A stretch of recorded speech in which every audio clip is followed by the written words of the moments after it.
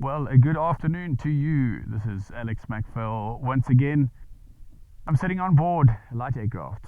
It is a Sling 4, which is a 4-seater kit-built airplane. This one happens to be built by the factory, the Sling Aircraft Company, which is based in the south of Johannesburg in South Africa. And I'm just about to start. I've done an exterior inspection and interior inspection. The fuel and everything looks good. So now I'm going to start up and I will then taxi out. It's not a very long taxi, a couple of minutes to the end of the runway. Actually, no, the wind has swung around, so we'll be taxiing all the way down to the bottom. And it's a short flight, about 50 minutes from here to our destination.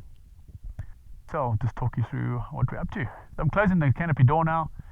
And if you are tuning in on the podcast, you are welcome to pop on over to the YouTube channel as well, where you can watch this video as well. I'm recording the video, but otherwise you can just listen in and see what this is about. Now that we're on board, I'm going to raise the flaps.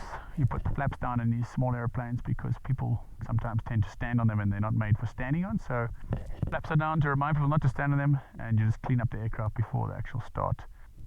Okay, so park brake is on. The aircraft is not cold, so I won't need the choke. I need some fuel pumps. Camper up!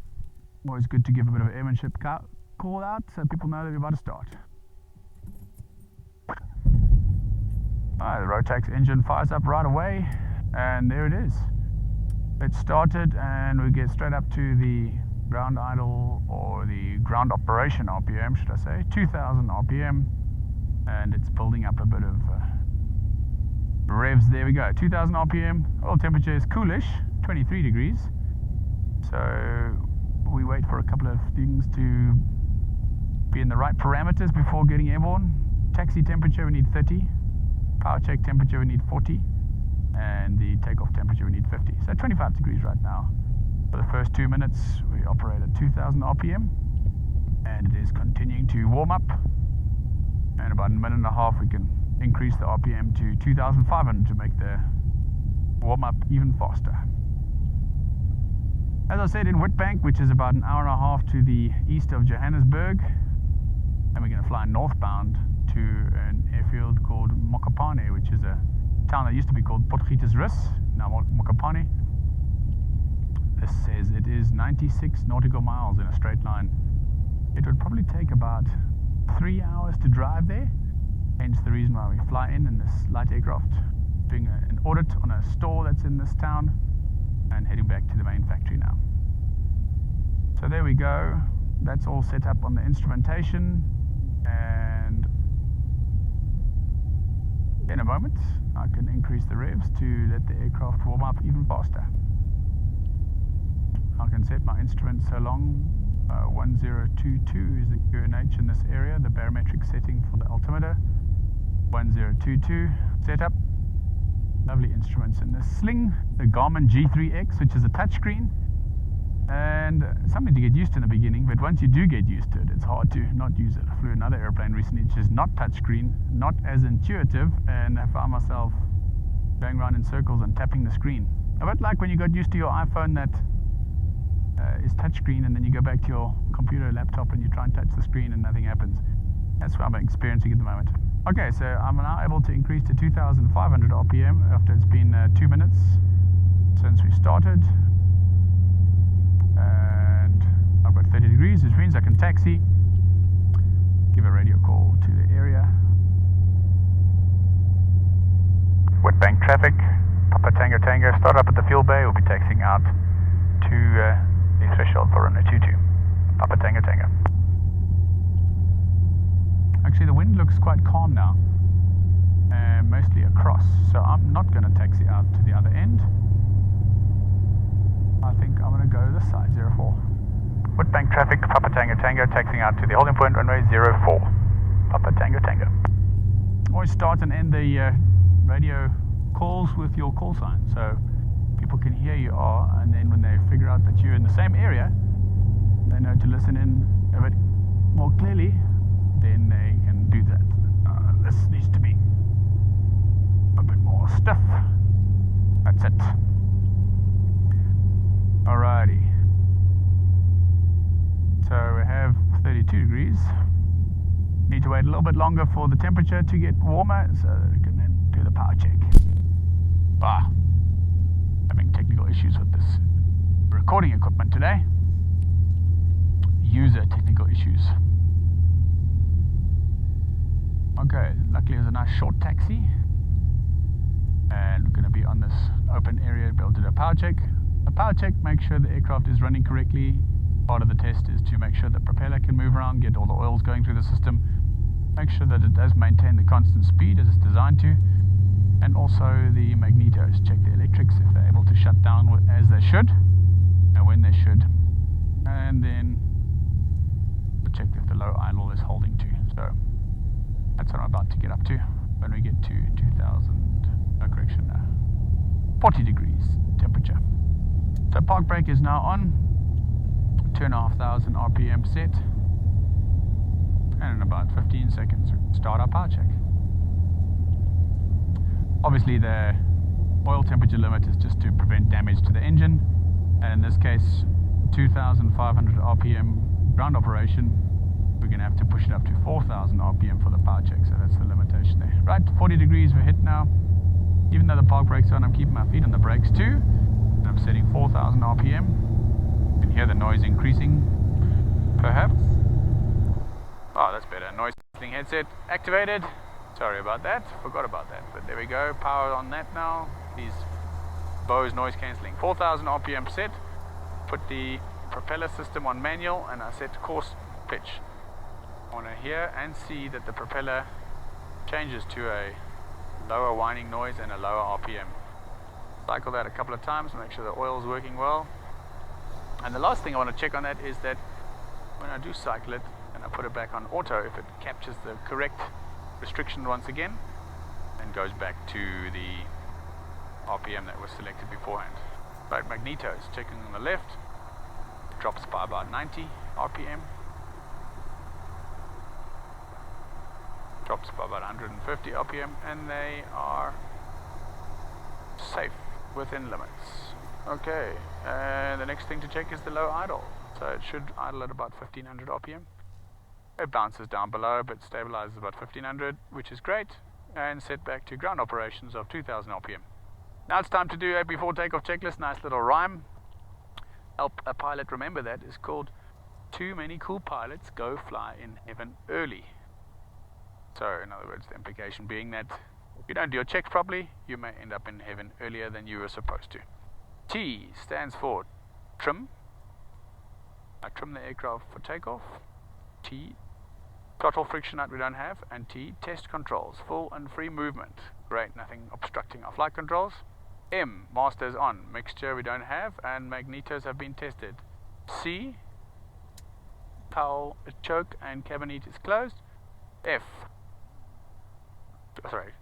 P for pitch. Pitch is tested and set for takeoff. And P is also temps and pressures are in the green. Great. And P, go. Pilots go. G for George and gyro. Set. Autopilot's off. F for flap. And fuel, 120 liters. Right tank selected. Right tank is higher. Select 1 is selected now for takeoff. Fly in instruments, 1022 set. My altimeter is reading correctly. My destination is set on the navigation display. Heaven, hatches and harnesses, 1, 2, 3 and 4 locks for takeoff. Make sure these doors don't move and take off. And harnesses, seatbelts tight and locked. Good. And E is early for electrics. All the circuit breakers in, ready to rock and roll. Okay, I think that's it for the ground operations. Time to make a radar call and skedaddle. Woodbank traffic, Papa Tango Tango Sling 4 lining up runway 04. We'll be routing out to the north, climbing 1,000 feet for Mokopane. Papa Tango Tango. Right. Put some lights on. Auxiliary power. And here we go. I'll be accelerating to about 50 knots, raise the nose a little bit, 60 knots it'll get airborne, and we'll climb away and accelerate up to about 120 knots. All set. 1, 2 and 3. Rock and roll. And that's full power. With the turbo engaged, I'll make sure by seeing 39 inches of boost. There I have it. 5,500 RPM on this Rotax. and we're accelerating nicely, nice and stable on the ground. 50 knots. I will raise the nose a little bit, get the nose wheel off the ground, and there she goes, airborne already. 60 odd knots. Once I get through 75 knots, raise the flap, and that'll help remove some of the drag, and the aircraft will accelerate quite nicely. So that's us up, up and away. Nice summery winter's day, 24 degrees in South Africa right now. That is winter. 24 degrees Celsius, that is. I'm sitting in a t-shirt, but I am also sitting in the sun in this canopy. Okay, so accelerating away. I've got the turbo engaged for this takeoff. I have a limitation of 5 minutes of turbo use. Turbo has been engaged now for nearly 2 minutes. And once I'm up to nice cruising speed, I'll turn that off. Got a 5-minute limitation. That's obviously for cooling. Part of the design process of this engine. It gives us about 15 extra horsepower, so it's a 115 horsepower Rotax engine. The turbo gives that extra 15, and when the turbo is not engaged, it's a 100 horsepower. Okay, so this airfield has its own frequency, 1235 megahertz, and I'll be exiting its airspace in the next 2 minutes, so it's time to make a call and say goodbye and change frequencies to the next frequency. Woodbank traffic, Papa Tango Tango, airborne runway 04, routing out to the north, changing frequency 1248, Papa Tango Tango.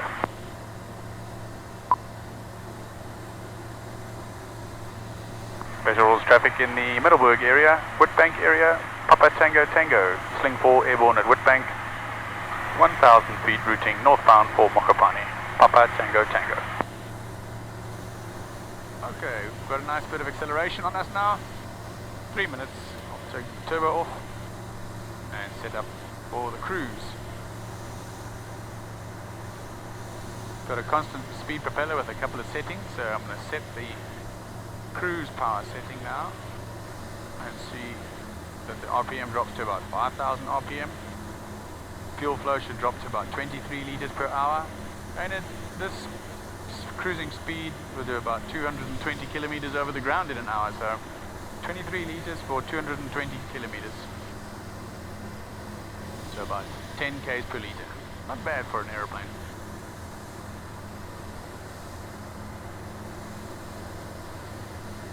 Okay, well, I hope you enjoyed this, something different today. With all the flying activity going on lately, it's been a lot of fun to get back into an airplane. Haven't had much chance to do any recordings of the podcast, but certainly have managed to sneak in a bit of flying here and there that has been recorded, and a lot of the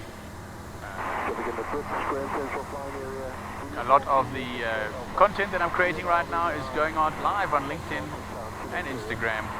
And of course you can always follow here on the podcast store as well. Some of the content I'll deliver to YouTube as well. But if you enjoy this kind of content and you want to see more of it, please head on over to LinkedIn and Instagram. You can follow me on those two accounts. Look up Alex MacPhail and you will find the information there. If you've got any ideas or suggestions or just some questions, please reach out, send a question. I'll happily engage with any of your questions and suggestions, and maybe you've got an idea for a podcast guest for me too. I'm going to get my head busy with the rest of this flight now.